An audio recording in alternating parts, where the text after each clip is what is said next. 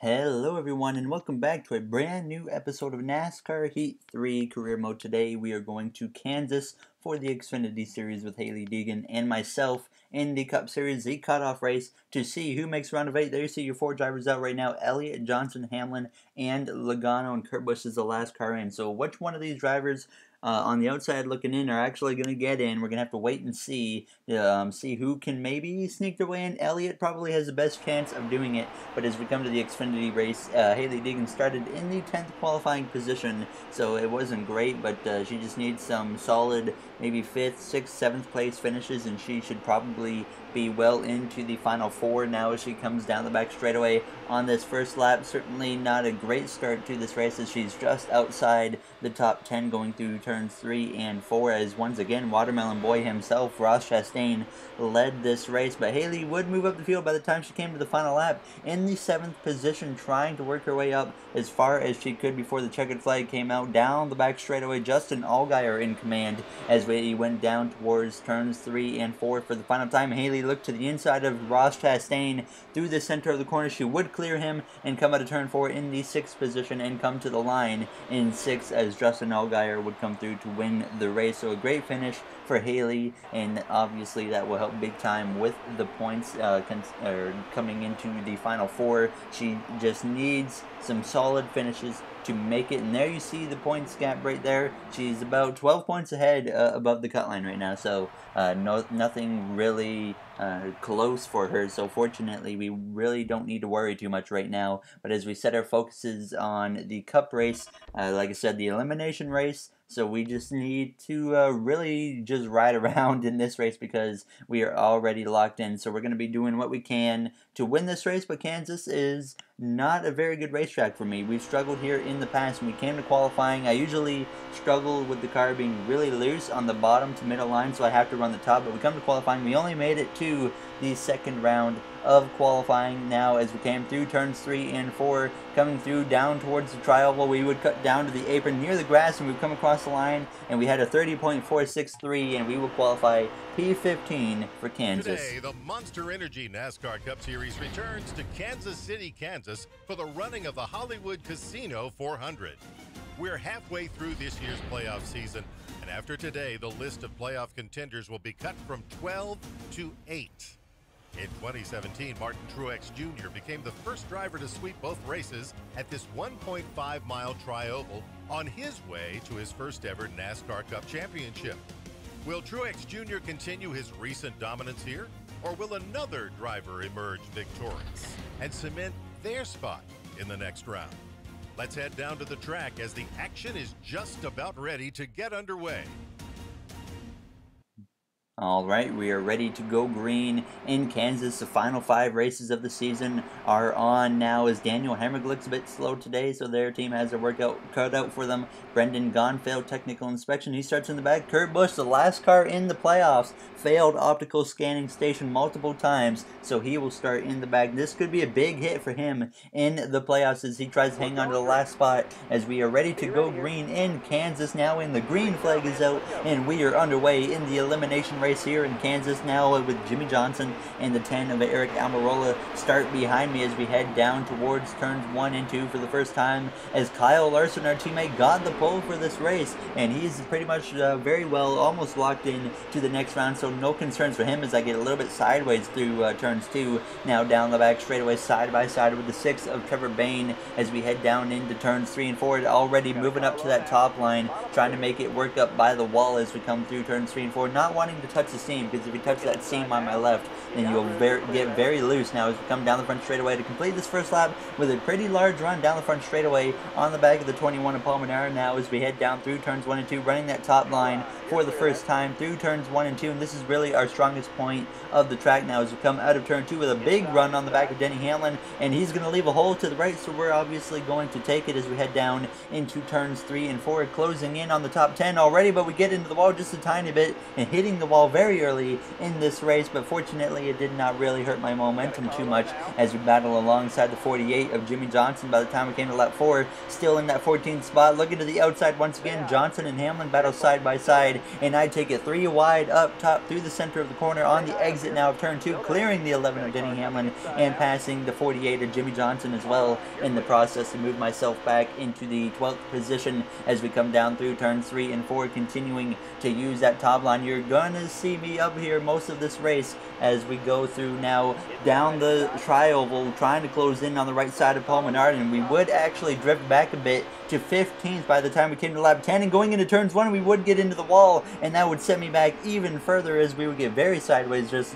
kind of cranking the wheel to get off the wall, and unfortunately we would lose a ton of time, and that would completely kill my stage. So we would sit here in the 16th position really for the rest of the first stage as we tried to rally back to the cars ahead, but it was very tough to run these guys down as we came to lap 13 of 19 now, and 7 laps to go in this first stage through turns 1 and 2. You see we maybe closed in a little bit on the cars up ahead, but not very much as we come out of turn 2. 5 seconds to the leader now as we go down the back straightaway heading into turn 3. By the time we came to lap 2, or 2 laps to go in the first stage, still in that 16th position, not really closing in on the cars ahead as we come down the back straightaway heading towards the white flag in stage 1 this time by as we head down into turns 3 and turns 4, and no one really behind me as a threat, so pretty much locked in to the 16th position. But for myself, like I said, it doesn't matter because we are locked in on points into the next round of 8, so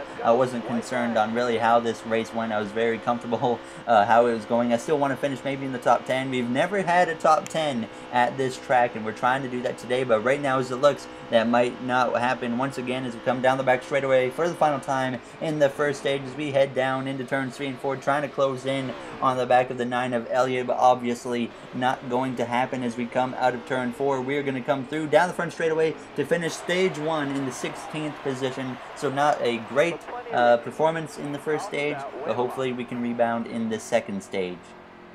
And there you see Alex Bowman down there in 25th. A lot of playoff drivers running good. Clint Boyer did win stage 1. He's been on fire lately after winning the Brickyard 400. Kurt Busch did not rally his way back into stage paying positions, so he might be in big trouble as we get ready to start the second stage. Kurt Busch's playoff hopes are in jeopardy now as we get ready to go green. The green flag is back out. Stage 2 is underway just in front of the 6 of Trevor Bayne alongside the 9 of Chase Elliott as we come across the line. It is a 17-lap stage here as we get ready to head down towards turns 1. We got a lot of Hendrick cars around us. We got the 48, the 9, and the 24 of Johnson, Elliott, and Byron right around me as we come through turns 1 and 2. Certainly did not get loose through turns 1 and 2 that time on the restart, which was surprising. Usually if I run down towards the bottom line, I get very loose, but immediately I jump back up to the outside the first chance I get through turns 3 and turns 4. Now as we exit the corner, just getting sideways there though, and almost hitting the 48 as we're 3 wide with him in the 95 of Casey Kane and his final handful of races in that number 95 car before he retires from Cup Series racing when we go to the 2019 DLC, as we continue to use that top line as we come out of turns 2, sitting P16 behind the 12 of Ryan Blaney, now moving up to 15th, giving him a bit of a bump as we head down into turns 3 and turns 4. So 3 wide up ahead with Logano and Paul Menard and Chase Elliott, but Logano falls in line as we exit the corner. Now looking to the outside of Blaney, making a little bit of contact with him, thankfully not getting shot into the wall, but it certainly could have been a big moment there as we head down into turns 1, trying to get towards that top 10 before we run out of time. We're certainly very fast on the short run in right off the bat on restarts, but the longer the run goes, the further I start to, or the more I start to lose my pace as we come down into turns 3 and 4 though, making the inside work, passing Paul Menard and moving up to the 11th position, so certainly showing some speed maybe on the bottom in turns 3 and 4, and that was something I took into consideration. I saw that we could certainly make that inside work if needed, so I thought about maybe experimenting, but still running the top in turns 1 and 2 because it's just about uncontrollable on the bottom line. But in turns 3 and 4, I thought maybe we can start running that bottom line, and that's what you see I do here as we come down through turns 3 and 4, still in the 11th position, not really closing in on the cars up ahead too fast, but we are certainly closing just a little bit.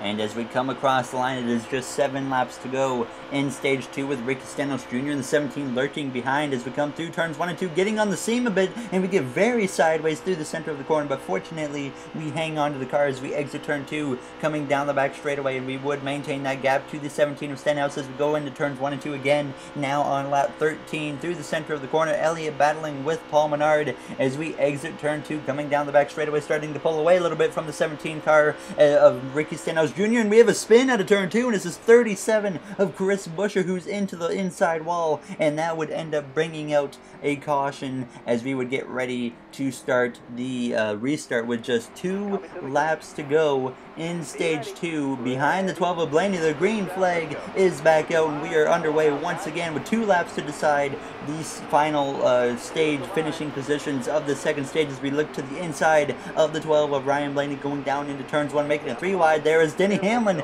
makes a big move to the inside to cut me off, a very ambitious move as we come through turns 1 and 2 side by side still with the 12 of Ryan Blaney as we come down the back straightaway, trying to get up to his door, not really needing to side draft him right now. That was as we come into turns 3 and 4. Martin Truex Jr. leads as we exit turn 4 now, trying to clear Blaney but unable to do so as we come through the tri-oval, crossing the line. The white flag in stage 2 is in the air as our teammate Kyle Larson up ahead moves into the second position behind Truex. He did start on the pole now as we get back up to that top line, trying to build up as much momentum as I can down the back straightaway out of turn 2, and we do build up the momentum like we need to as we close in on Eric Jones and look to his inside down the back straightaway for the final time in stage 2, trying to gain at least one more position as we try to edge him out through the turns 3 and 4 for the final time. Martin Truex Jr. is going to hang on to win stage 2, and we're going to come across the line as Jones edges me out as we get P9 in the second stage, and Casey Kane with a great effort in 10th place for stage 2. And we would obviously come to pit road, and I took 2 tires on this pit stop because every time you take 4 tires on the stage 2 break at Kansas, you get shuffled to the back, and this ended up being a bit of a mistake because like I said, I take 2 right side tires, but we had about 20 or so cars stay out, so it would not really have made a difference if I took 4 tires. So I know in the long run we're going to pay for this decision, but we got to do what we can with it. As the final stage is underway, we are green and ready to decide the final 8 drivers that will remain in the playoffs now. Within the next 25 laps, we will get an answer now as we head down towards turns 1 behind the 2 yellow Menards cars of Blaney and Paul Menard through turns 1 and 2. Johnson on my inside, and I jump up to the top because I saw a bit of a checkup, and it certainly didn't work in my favor as we still stay in line behind the 21 of Paul Menard. And there's going to be a lot of slow cars up ahead as a bunch of cars from the back of the field stayed out because they pitted during the last caution before the stage ended. So this will give me an opportunity. Like I said, we haven't finished in the top 10 of this racetrack in the Cup Series at all, and this is going to give me the opportunity to make that happen as we head down into turns 1 and 2. Larson, our teammate, right in front of me as he decides to run that top line as well, and I could have maybe tried to pass him, but I thought better of it as Alex Bowman right now leads this race as he is currently winless in our career mode in the first season and the second season, as we actually briefly got touched into the wall by the 55 of Reed Sorensen as our teammate Larson continues to make moves to try and get himself towards the front as we come through the tri-oval, making contact with the car on my inside, I believe of possibly Paul Menard as we head down towards turns 1. And no, it's actually Clint Boyer as we head down into turns 1, making that outside work again as we get a little bit sideways on the entrance of the corner. And I know that already the car is getting sideways. We're certainly going to be getting very sideways by the time this thing is over if it continues in this pattern as we head down into turns 3 and 4, trying to close in on a top 20 position as the 95 of Casey Kane battles alongside Greg Golding. By the time we came to lap 47, 21 to go, we worked our way into the top 20, looking to our outside of our teammate Kyle Larson as we get ahead of him, closing in on Matt DiBenedetto really fast, and we have to give him a bump down the straightaway as we just kind of ride behind him going down into turns 3 and 4, now into the top 15. So certainly working our way forwards fast, and there you see up ahead Kyle Busch, Kevin Harvick, and I believe Martin Truex Jr., and those were all the front runners before stage 2 ended. So certainly we got these guys in our sights now as we look to the outside of Matt DiBenedetto, making the 3 wide going into turns 1, as we are certainly got some speed in the car early on in this run as usual, but I know it's going to fade away the longer we run here as we come down the back straightaway. We would end up working our way up to the 11th position, making it 4 wide on the outside of the 37 of Chris Buescher on lap 50, making a big move to put ourselves into the top 10 as we come down the back straightaway. On the back bumper of fellow Canadian DJ Kennington as we head down into turn 3, looking to the inside now as we finally can run the inside in turn 3. We've really been just stuck up top on the in through turn 3 and 4, even though that's not necessarily a bad thing, but I certainly feel like I have more speed on the bottom in turns 3 and 4. And by the time we came to lap 55, closing in towards the end of this race, now getting towards the back of Danica Patrick as we get very sideways, but that actually lets me look to her inside as we come down towards turns 3 and 4. Now in the top 10, but Kyle Busch, Truex, Harvick, they all ran away, so certainly we're not going to be a threat to win this race, but if we can just hang on here without any cautions, we will be in good shape. That's really what we need. We need it to stay green, and hopefully if we get that, we'll be okay to get a top 10 finish as Martin Truex Jr. finally takes the lead back from now Corey LaJoie as we make a move up top on the 51 of Harrison Rhodes. As we exit the corner, he's going to come up in front of me, and that allows me to look to his inside down the back straightaway as we head down into turns 3 and 4, passing the 51 now of Harrison Rhodes as we exit the corner. Pulling ahead as Truex is pulling away as Kyle Busch is trying to run him down before this race is over. And as we come to the line, it would be 11 to go as you sat in the 6th position. By the time we came to 10 to go, going into turns 1 and 2, getting up towards the wall, getting sideways and hitting the wall with my right rear, and that's going to really mess me up now as we slide on the exit of turn 2, and that allows Danica Patrick and the rest of the pack to close in on me as we head down into turn 3, really starting to struggle with the handling on this car at this point now through turns 3 and 4, trying to run down Danica Patrick, and the 42 of Kyle Larson goes spinning. Our teammate goes spinning through the grass, and the caution would come out, and that would set up a late race restart as our teammate Kyle Larson, I'm not sure what on earth caused him to lose control of that car. Certainly something went wrong with maybe a tire, and this would set us up on the inside P7 as the green flag comes back up with just 6 laps to go in this race. Looking to the inside of Danica Patrick, and we now think about our teammate Kyle Larson. Is he going to make the round of 8 after that spin? He's certainly at the back as we force a 3 wide up the inside of Trevor Bayne and Corey LaJoie, trying to move our way up to 3rd, but unable to do so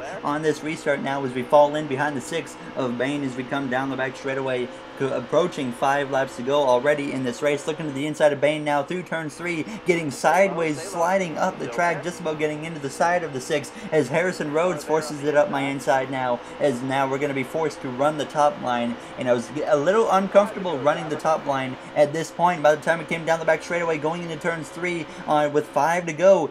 we get very sideways going up towards the wall now as we come out of turn 4, just about touching the seam, and we get very sideways on the exit of the corner, trying to save the car, but into the wall we go, down back into the field, and we hit the 34 and the 88 at Bowman, and we collect many cars, including the 41 and the 14, and that would bring out a caution, as that was just completely my fault. I just lost the back end out of turn 4, and we finally come to pit road to put 4 tires on it, but obviously at this point it doesn't matter, and there's our teammate Kyle Larson in jeopardy now of missing the playoffs or the round of 8 if he does not, maybe, I don't know really the scenario he's in, but he's certainly not in a very good one right now, as we have just 2 laps to go in this race as we try to look to the outside right off the bat of the 8 of Daniel Hemrick as we head down into turns 1 and 2. Martin Truex Jr. in command. He's definitely going to make the next round, and he's likely one of the favorites once again to win the championship as we look to the outside of the 15 of Watermelon Boy